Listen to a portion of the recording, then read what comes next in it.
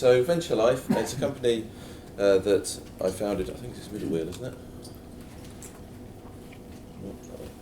It's a company I founded back in 2010 with Sharon. It was a very simple business model, which was to develop products for the ageing population that would be sold around the world on a distributor basis.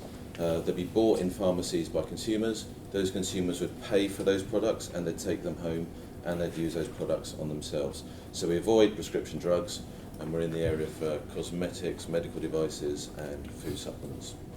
So I'll tell you a little bit more about our group. So we have two parts of the business. We have a commercial part of the operations in the UK.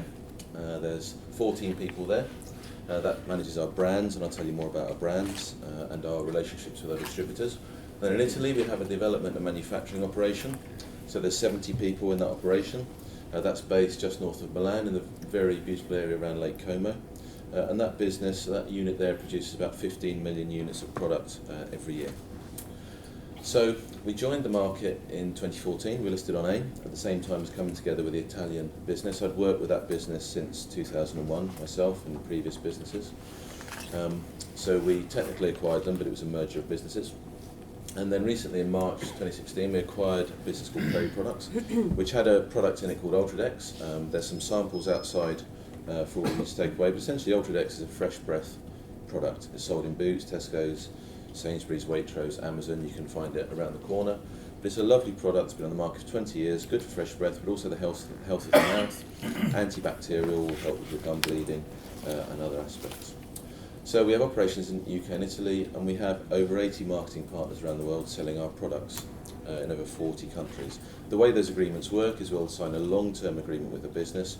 This could be businesses as big as people like Valiant, down to small distributors, and they will have in their relevant countries a sales force who will distribute the product for us. So they order the product from us, we'll manufacture it, they'll pick it up ex works from us. Everything from then on is their responsibility: marketing, physical distribution, sales force, etc. And we tend to have 10-year agreements with these companies, escalating minimum purchase obligations, fixed prices, and we support those partners to grow over the long term. Hard to drive this. So to talk about the market opportunity, the place we are, so obviously we all know about the ageing population. So by 2050, the number of people over 60 will have gone from just under a billion up to over 2.5 billion. That's putting a massive strain on the healthcare services and the healthcare funding. We know that here in the UK, we have a great National Health Service. We don't think so, but when you talk to people from other countries, they think we have a wonderful NHS service. But all around the world, the funding of the health of people as we get older is a problem. It's difficult to change your diet, it's difficult to change your lifestyle. We all do things and eat things and consume things we shouldn't do, and that adds to the ageing process in the body.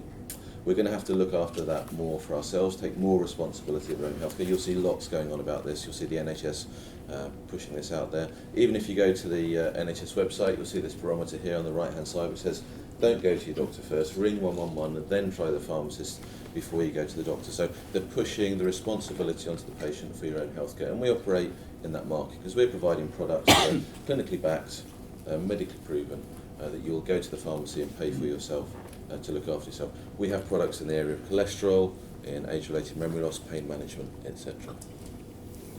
These are some of the areas where we have products, and these are some of our products. So in the orange is where we already have a product. We may have more than one product in that area, so we cover things like women's health, sleep disorders, a big issue as you age, cognitive function, pain, dry eyes, cholesterol, the Benecol product you'll recognise, that's part of our portfolio. Not the yoghurt drinks you'll buy at the supermarket, but a food supplement that we've developed in conjunction with the owner of Benecol. Hair loss, and then Ultradex, the product that we've recently acquired. So we will continue to broaden that portfolio, and those will be brands that we own ourselves and we make good margins on. So our strategy for growth is really, really simple. So we've got a nice lot of products, nice portfolio. We want to expand into more markets. Some of our products are sold in just one market, some are sold in as many as 10 or 15 markets. So we want to get all of our products, our key products, into all of the major markets. So at the moment we're operating across the world in Europe, Middle East, Far East, USA, LATAM. We then want those people to grow those revenues and grow those products margins. We're looking at acquisition and in-licensing as well. We've made 2 acquisitions so far as a business, successfully integrated into our business. We develop innovative products as well. In Italy, we have the ability to develop products. If you were to suggest a product to me that could work through a topical mechanism, that's either on the skin, GI tract, rectal, vaginal, we could have a product developed, clinical trials, patented if appropriate, and ready for market in 1 year. Low cost, fast timescales, because we don't operate in the drug development environment. And then finally, we look to improve margins. We've got a fixed overhead base. We've got a factory that's running at slightly more than 50% capacity. We've got a commercial team with plenty of capacity, and we're just looking to put more revenue through that same cost base, and that will drive increasing operating margins through the business. We've delivered in the last half our first EBITDA profit. That will get better during the rest of the year, so we've now turned the corner to become a sustainably profitable business. So these are our financial highlights that we've just reported. So we're considerably smaller than benchmark, but we hope to get as big as you one day. Revenue's up 40%, 6.1 million. That was partly from our acquisition, but also from organic growth. Our gross profit increased, and as we said there, our first reported positive EBITDA contribution. You can see the revenue progression and EBITDA progression of our business. And sorry, I should say that we had 1.6 million of cash at the end of that period. So commercially, we acquired the Ultradex brand. Great brand, really well known, really loyal customer base, but slightly neglected for the last few years. It's drifted down, the revenues haven't increased. They've been flat year on year, and we're just about to launch a big advertising campaign. Those of you in London will see it starting on the 10th of October. We'll be on the tubes, we'll be in the metro. They'll be giving out samples. I've got one here. These great samples of the product, so you can actually, you can try this product. If you go to the mainline stations on the 10th of October, you'll get one of these, and you can try the product for yourself. We'll be on Heart Radio, and we'll be online as well. We've signed more deals for our products in different areas of the world. Our brands is becoming a bigger part of our business, and even since the year end, we've signed more deals. We've got a range of products that are just launching in China. They're a range of skincare products called Labati. I'll tell you a bit more about those. And we've managed to increase our distribution in the UK stores. So the Ultradex is our first product that's sold in the UK through the retail channel, and we've increased our listings by 10% since acquiring that business. And we entered the period with a strong order book. So around the world, the areas in orange is where we currently are selling our products. It may be more than one product. And in the turquoise are the recent changes in the first half of this year. So as you can see, great distribution so far in all the major markets in the world. This is the operational leverage I was telling you about. Obviously the little future bar there, I can't tell you when that's going to be. You have to make up your mind when that will happen. But as you can see, with limited increase in overheads, but with increase in revenues, that will drop through into good operating margin at the bottom. On the right hand side of the page is our manufacturing capability. When we make a product like this, we make a lot of bulk and then we fill it into some containers. It might be a sachet, it might be a pot, it might be a tube. So our bulk capacity on the right hand side, you see in blue, even in 2017 we've got that spare capacity, and that's on a fairly average shift basis. We could probably go another 50% higher before we run out of space, and then we can build another factory on the site we have. And similarly at the bottom, our filling capacity. We've got plenty of capacity to fill more product as we put more product through the pipeline. So we're well set for growth as we bring more revenue through the business. So the Peri Products, Ultradex. Peri Products is the name of the business, Ultradex is the name of the product. What we liked about this, it's a well-established product, on sale in one market, had a good trademark portfolio, some IP, good clinical data, well regarded, but only on sale in one market. Plus we can make the product. So we bought this business in. We're looking to increase the distribution in the UK. So some of the retailers we're not in, and a lot of them we're not in a full penetration yet. But also we're looking to take this into the international market, sell it in more countries.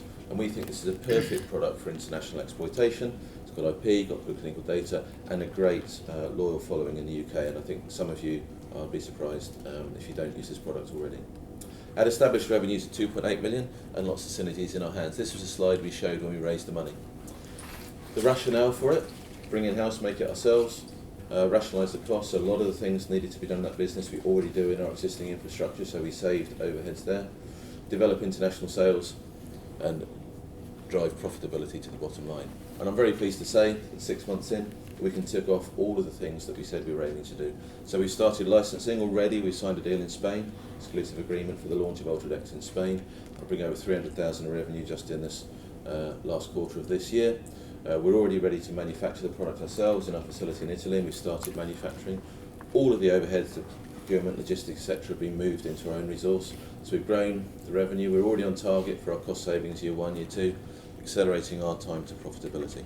And this is a business that in our hands next year will deliver 1.2 to 1.4 million of profit contribution to us from the acquisition. So we're very happy with that acquisition. As I say, we signed more distribution agreements into more areas of the world. Sharon and her team are responsible for that. We got our first product launching in India this year, which is Original Bioscaline, a hair loss product. And in China, we saw the launch of our Lebati products into the Chinese market. So just an update on the UK. So we've re-engaged in all the key accounts for Ultradex. We've increased our product penetration. We're now selling more products into more of the retailers. And we're increasing our store listings, and that was a target we had. We've got an advertising campaign, as I said to you, and you'll see that if you're in London in the middle of October. This is our new advertising campaign.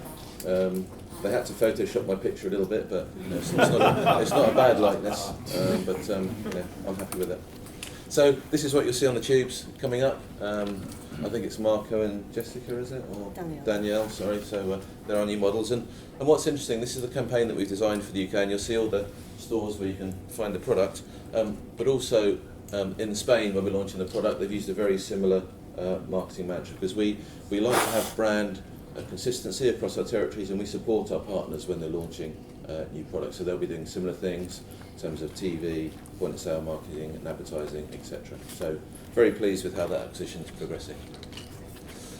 So in China, we've been working in China now for about 2 years. We've got our products registered, and it's a range of skincare products called Lebati, being sold to a private Chinese business called Jialan. They have 1,300 stores in mainland China, and we're launching in those stores with our own particular brand of products. So these are targeted towards skincare, skin aging. There's a range of 14 products. So we've now finished all the training, we've had all the products registered, they're now in the stores, and they launch this autumn with incentives for the staff. So that's a big upside, we think, in our business, a big market, nice products, substantial company taking them out there, so we're looking forward to good news flow from that this half. I've touched on Benecol. I'm sure most of you will know Benecol, if not using Benecol, or if not, you may be taking statins as well. So Benecol is a product for the prevention of elevated cholesterol. So if you suffer from high cholesterol, you go to your doctor. If it's in the high sort of 7+ level, they'll probably recommend a statin for you, which is a drug, cheap as chips. Statins can have side effects, and also once you take it, you're on that for a long time, because it reduces the cholesterol that's produced by your liver. What Benecol does, it goes into the stomach, and whether the cholesterol is produced by your liver as part of your digestive process, or whether it's ingested through a food, it coats that bad cholesterol and stops it being absorbed into the body. So it's a nice, clean, effective product. You would have seen it in the stores: yogurts, milk, yogurt drinks, and dairy products. We signed a deal with the owner of Benecol, which is a Finnish company, about 3 years ago, to develop the food supplement version that will be sold through the pharmacy. So that's a version that has a 2-year shelf life. You don't have to keep it in the fridge. You don't have to drink it as part of a dairy product. We've developed 2 forms of that, capsules, and we've developed a liquid sachet, which will look very similar to this, but it's a more sort of thick liquid where you just rip the top off, squeeze it into your mouth, and that's your Benecol, your 2 grams of Benecol per day. If you take Benecol 2 grams a day for 3 weeks, you'll get a significant reduction in your bad cholesterol, 10 to 15%, which will of course reduce your risk of cardiovascular disease. So we're just starting to launch that product now. Great clinical data behind it, great brand name. We're only in a few countries already, but we're in discussions in many others. So again, I'm expecting some exciting news flow from that over the coming years. We've got some more detail on the income statement here and how we've built up our revenues for the first half. And as you can see, again, it's part of the Prairie Products acquisition. Biocosmos is our Italian business. We've grown there as well, and also in our international brands. So we're very pleased with the progress on our revenues. And you can see that also our margin performance has started to improve now. So the Ultradex product, as we're selling that directly to retail, has higher margins, but also we're delivering more branded business into our portfolio, and therefore that has higher margins associated. In terms of our cash flow, the biggest impact we had in the period was the acquisition. We raised some money through some equity, through some convertible loans, through our own cash, and also the management of the company investing significantly in this acquisition. As a management team, we still own the largest proportion of this business ourselves, and we're quite happy to invest behind this acquisition. We have a net debt position of about 4.9 million as at 30th of June, and most of that is a result of the acquisition. So we used some of our own company's cash, and we also took in some debt facilities into the business.